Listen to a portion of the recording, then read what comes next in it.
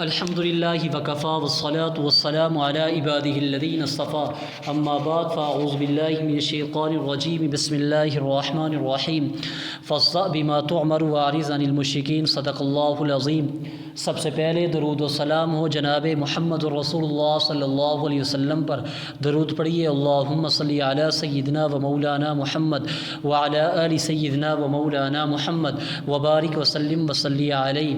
جب نبی صلی اللہ علیہ وسلم نے شرک کے خرافات اور بتوں کی حقیقت کو واضح کیا تو اہل مکہ ایک ایسی آواز سن کر جس میں مشرکین اور بت پرستوں کو گمراہ کہا گیا تھا غصے کے عالم میں پھٹ پڑے اور قریش اٹھ پڑے، کیونکہ وہ جانتے تھے کہ غیر اللہ کی الوہیت کے انکار اور رسالت اور آخرت پر ایمان لانے کا مطلب یہ ہے کہ اپنے آپ کو مکمل طور پر اس رسالت کے حوالے کر دیا جائے اور اس کی بے چونچرا اطاعت کی جائے۔ اور اس کے معنی یہ ہیں کہ مکہ والوں کو دینی رنگ میں اہل عرب پر جو بڑھائی اور سرداری حاصل تھی اس کا صفایا ہو جائے گا۔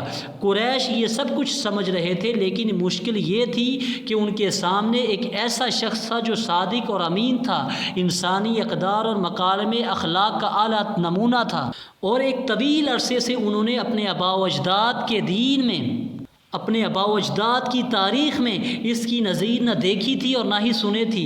آخر اس کا مقابلہ کریں تو کیسے کریں؟ قریش حیران تھے اور انہیں واقعی حیران ہونا چاہیے تھا۔ کافی غور و فکر کے بعد ایک راستہ سمجھ میں آیا۔ انہوں نے یہ سوچا کہ آپ کے چچا ابو طالب کے پاس جائیں اور ان سے یہ ڈیمانڈ کریں اور مطالبہ کریں کہ آپ صلی اللہ علیہ وسلم کو آپ کے کام سے روک دیں۔ پھر انہوں نے اس مطالبے کو حقیقت کا جامہ پہنانے کے لیے یہ دلیل تیار کی کہ ان کے معبودوں کو چھوڑنے کی دعوت دینا اور یہ کہنا کہ یہ معبود نفع نقصان پہنچانے یا اور کچھ کرنے کی طاقت نہیں رکھتے، در حقیقت ان معبودوں کی سخت توہین ہے اور بہت بری گالی ہے، اور یہ ہمارے ان آباء و اجداد کو احمق اور گمراہ قرار دینے کے بھی ہم معنی ہے جو اسی دین پر گزر چکے ہیں۔ قریش کو یہی راستہ سمجھ میں آیا اور انہوں نے بڑی تیزی سے اس پر چلنا شروع کر دیا۔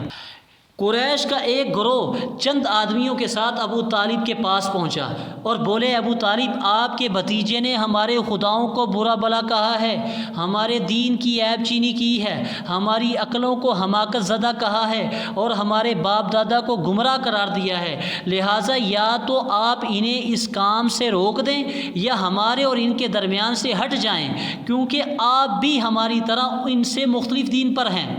اس کے جواب میں ابو طالب نے نرم بات کہی اور سخت لہجہ نہ اختیار کیا۔ چنانچہ یہ لوگ چلے گئے اور نبی صلی اللہ علیہ وسلم اپنے سابقہ طریقے پر رواں دوا رہتے ہوئے اللہ کا دین پھیلانے اور اس کی تبلیغ کرنے میں مصروف رہے۔ چنانچہ انہی دنوں میں قریش کے سامنے ایک اور مشکل کھڑی ہوئی، یعنی ابھی کھلم کھلا تبلیغ پر چند ہی مہینے گزرے تھے کہ موسم حج قریب آ گیا۔ قریش کو معلوم تھا کہ اب عرب کے وفود کی آمد شروع ہوگی، اس لیے وہ ضروری سمجھتے تھے کہ نبی صلی اللہ علیہ وسلم کے متعلق کوئی ایسی بات کہیں کہ جس کی وجہ سے اہل عرب کے دلوں پر آپ صلی اللہ علیہ وسلم کی تبلیغ کا اثر نہ ہو۔ چنانچہ وہ اس بات پر گفتگو کے لیے ولید بن مغیرہ کے پاس اکٹھے ہوئے۔ ولید نے کہا، اس بارے میں تم سب لوگ ایک رائے اختیار کر لو اور تمہارے اندر کوئی بھی اختلاف نہیں ہونا چاہیے، ایسا نہ ہو کہ تو خود تمہارا ہی ایک آدمی دوسرے آدمی کی تکذیب کر دے، ایک کی بات دوسرے کی بات کو کاٹ دے۔ لوگوں نے کہا، آپ ہی کہیے۔ تو اس نے کہا، نہیں، تم لوگ کہو، میں سنوں گا۔ اس پر چند لوگوں نے کہا کہ ہم لوگوں کو کہیں گے یہ کاہن ہے، اس کی بات مت مانو۔ ولید نے کہا، نہیں، بخدا وہ کاہن نہیں ہے، ہم نے کاہنوں کو بھی دیکھا ہے، اس شخص کے اندر نہ کاہنوں جیسی گنگناہٹ ہے اور نہ ان کے جیسی کوئی قافیہ گوئی ہے۔ تو اس پر لوگوں نے کہا، تب ہم یہ کہیں گے کہ وہ پاگل ہے۔ ولید نے کہا، نہیں، وہ پاگل نہیں ہے۔ تو لوگوں نے کہا، تب ہم کہیں گے کہ وہ شاعر ہے۔ ولید نے کہا کہ نہیں، یہ شاعر بھی نہیں ہے۔ تو لوگوں نے کہا کہ تب ہم کہیں گے کہ وہ جادوگر ہے۔ ولید نے کہا کہ یہ شخص جادوگر بھی نہیں ہے، ہم نے جادوگر ان کا جادو بھی دیکھا ہے۔ تو لوگوں نے کہا، تب ہم کیا کہیں گے؟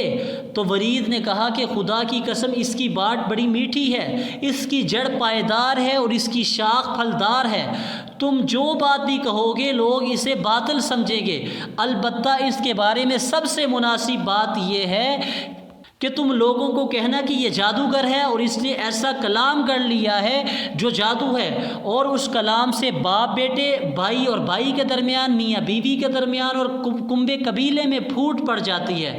بالآخر لوگ اسی تجویز پر متفق ہو کر وہاں سے رخصت ہوئے۔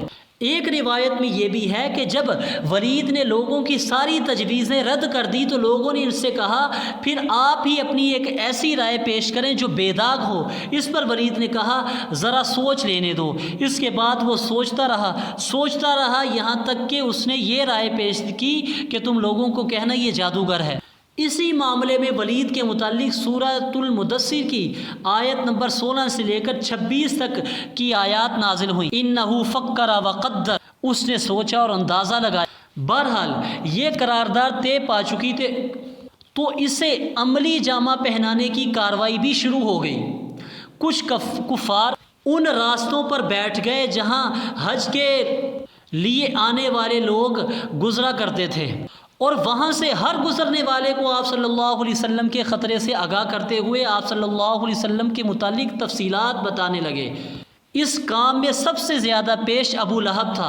وہ حج کے ایام میں لوگوں کے ڈیروں اور عکاظ، مجنہ اور ذوالمجاز کے بازاروں میں آپ صلی اللہ علیہ وسلم کے پیچھے پیچھے لگا رہتا۔ آپ صلی اللہ علیہ وسلم اللہ کے دین کی تبلیغ کرتے اور ابو لہب پیچھے پیچھے یہ کہتا ہے کہ اس کی بات نہ ماننا، یہ جھوٹا ہے، بد دین ہے۔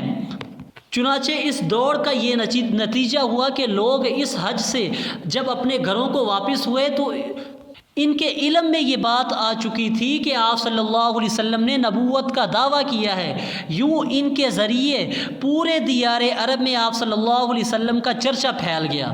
جب قریش نے دیکھا کہ محمد صلی اللہ علیہ وسلم کو تبلیغ دین سے روکنے کی حکمت کارگر نہیں ہو رہی تو ایک بار پھر انہوں نے غور و خوض کیا۔